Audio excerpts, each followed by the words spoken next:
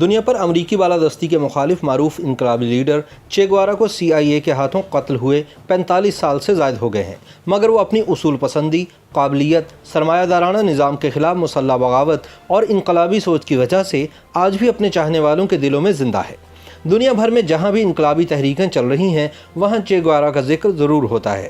اس کا مرتبہ آج بھی کیوبا میں ایک نیشنل ہیرو کا ہے۔ دلچسپ بات یہ ہے کہ وہ کیوبا کا باشندہ نہیں تھا، وہ اپنے ملک ارجنٹائن میں بھی ایک ہیرو کی طرح یاد کیا جاتا ہے۔ محض 39 برس جینے والا چے گوارا دنیا کے ہر انقلابی کا روحانی قائد ہے۔ 14 جون سن 1928 کو ارجنٹائن میں آنکھ کھولنے والے عالمی شہرت یافتہ انقلابی رہنما چے گوارا کی شخصیت عجیب و غریب تھی۔ بچپن سے دمہ کا مریض ہونے کے باوجود وہ ایک بہترین ایتھلیٹ تھا اور شطرنج کا بھی شوقین تھا۔ چے گوارا بنیادی طور پر میڈیکل سائنس کا طالب علم تھا۔ دوران تعلیم ہی اس کے اندر سیاحت کا شوق پیدا ہوا اور سن 1950 سے لے کر سن 1953 تک چے گوارا نے جنوبی امریکہ کو 3 بار اپنی سیاحت کا مرکز بنایا۔ اس سفر کے دوران چے گوارا کے مشاہدات میں جہاں بے پناہ اضافہ ہوا، وہیں جب وہ دیہاتوں، چھوٹے چھوٹے شہروں اور قصبوں سے گزرا تو وہاں کے رہنے والے باشندوں کی حالت زار، غربت اور بھوک اور بیماریوں نے اس کی آنکھیں کھول کر رکھ دیں۔ وہ غریبوں کے لیے بہت حساس دل رکھتا تھا۔ اپنے سفری مشاہدے سے چے گوارا اس نتیجے پر پہنچا کہ امریکی سامراج کی آشیرواد سے تقریباً تمام جنوبی امریکی ریاستیں اس وقت کٹ پتلی حکمرانوں کے زیر تسلط ہیں۔ چے گوارا جانتا تھا کہ ان کے تسلط سے اس خطے کو آزاد کرانے کے لیے اسے اپنا میڈیکل پروفیشن چھوڑ کر انقلاب کی راہ اپنانا پڑے گی۔ چے گوارا نے مسلح جدوجہد کی ابتدا گوئتمالا سے کی، جہاں کے صدر گزمن کے خلاف امریکی CIA نے سازش کر کے کٹ پتلی حکمران بٹھا دیا تھا۔ چے نے مقامی کمیونسٹ گروپوں کے ساتھ مل کر چھاپہ مار کارروائیاں شروع کیں، مگر بالآخر اسے بھی اپنے سفارت خانے میں پناہ طلب کرنا پڑی۔ اس کے بعد چے گوارا سن 1954 میں میکسیکو چلا آیا۔ وہاں 1 سال تک جنرل اسپتال میں الرجی کا شعبہ سنبھالنے کے بعد سن 1955 میں اس کی ملاقات کیوبا کے نئے ابھرتے ہوئے انقلابی لیڈر فیڈل کاسٹرو سے ہوئی۔ اس ملاقات کو اگر چے گوارا کی زندگی کا نقطہ آغاز کہا جائے تو بے جانا ہوگا۔ دونوں نے متضاد شخصیات ہونے کے باوجود ایک دوسرے کو بے انتہا متاثر کیا اور چے گوارا نے فیڈل کاسٹرو کی تحریک میں شمولیت اختیار کر لی۔ دونوں کا نشانہ امریکی نواز کیوبن حکمران بتیستا تھا جو ملک کو دیمک کی طرح چاٹ رہا تھا۔ چے گوارا جیسے انقلابیوں کی 4 سالہ جدوجہد کی بدولت سن 1959 میں کٹ پتلی حکمران ملک چھوڑ کر فرار ہونے پر مجبور ہو گیا۔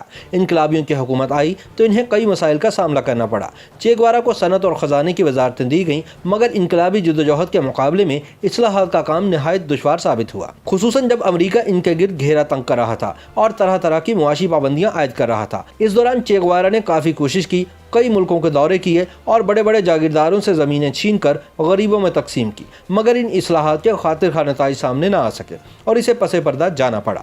یہی وہ وقت تھا جب اس کے اندر انقلابی باغی نے ایک بار پھر سر اٹھایا اور اس نے اب اپنی اگلی منزل کے طور پر ریپبلک کانگو کا انتخاب کیا، جہاں ایک اور امریکی کٹ پتلی حکومت کے خلاف تحریک چلنے لگی تھی۔ چے گوارا سن 1965 کی شروعات میں جمہوریہ کانگو پہنچا، مگر عوام کی عدم دلچسپی اور امریکی CIA کی کارروائیوں کی وجہ سے وہ تقریباً 7 مہینے بعد کانگو سے نکل جانے پر مجبور ہو گیا۔ سن 1966 کے اواخر میں چے گوارا نے اگلی سرگرمی کے لیے بولیویا کا انتخاب کیا، جہاں ایک اور امریکی نواز حکومت عوام کا خون چوس رہی تھی۔ چے گوارا نے ایک پہاڑی علاقے سے تقریباً 50 ساتھیوں کی مدد سے مسلح تحریک شروع کی۔ ابتدا میں اسے چند بڑی کامیابیاں ملی اور کئی جھڑپوں میں بولیوین آرمی کو شدید نقصان پہنچا، مگر یہاں بھی عوامی حمایت نہ ہونے کے برابر تھی، بلکہ یہاں تو عوام میں سے ہی اکثر حکومت کے مخبر تھے۔ چے گوارا کو بولیوین آرمی کے ساتھ ساتھ امریکی کمانڈوز کا بھی مقابلہ کرنا پڑا۔ اس کے علاوہ سب سے بڑا دھچکا یہ لگا کہ کیوبا کے ساتھ اس کا ریڈیو رابطہ بھی منقطع کر دیا گیا۔ 7 اکتوبر سن 1967 کی صبح ایک مقامی مخبر نے دشمن کو قریبی فوجی اڈے پر چے گوارا اور اس کے ساتھیوں کے ٹھکانے کی اطلاع دی، جس پر فوج حرکت میں آ گئی۔ امریکی CIA جو کانگو سے اس کے پیچھے ہاتھ دھو کر پڑی ہوئی تھی، اس آپریشن میں بولیوین افواج کی بھرپور مدد کر رہی تھی۔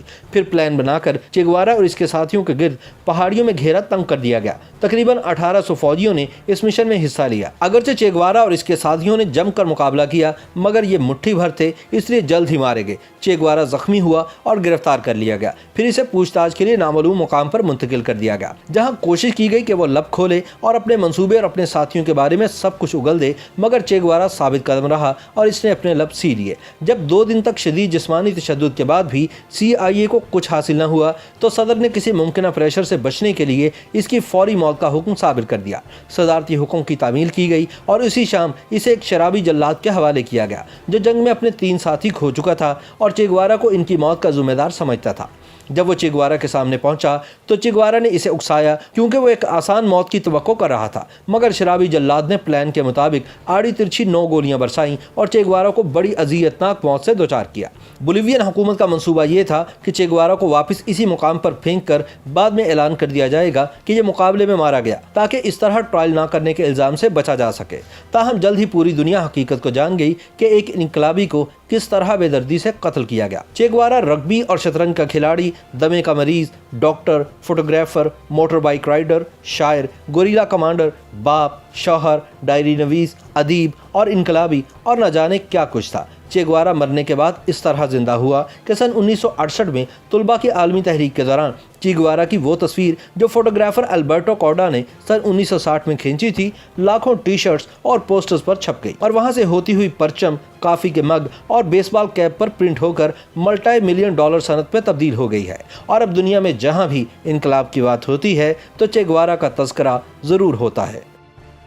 YouTube पर गूगली न्यूज देखने के लिए youtube.com की सर्च बार में गूगली न्यूज टीवी टाइप करें। गूगली न्यूज के पेज पर सुर्ख रंग के सब्सक्रिप्शन वाले बटन पर क्लिक करना ना भूलिए। YouTube पेज पर अपलोड होने वाली वीडियोस से बाखबर रहने के लिए बेल आइकन पर क्लिक कीजिए। आपको हर नई वीडियो के बारे में नोटिफिकेशन मौसूल हो जाएगा।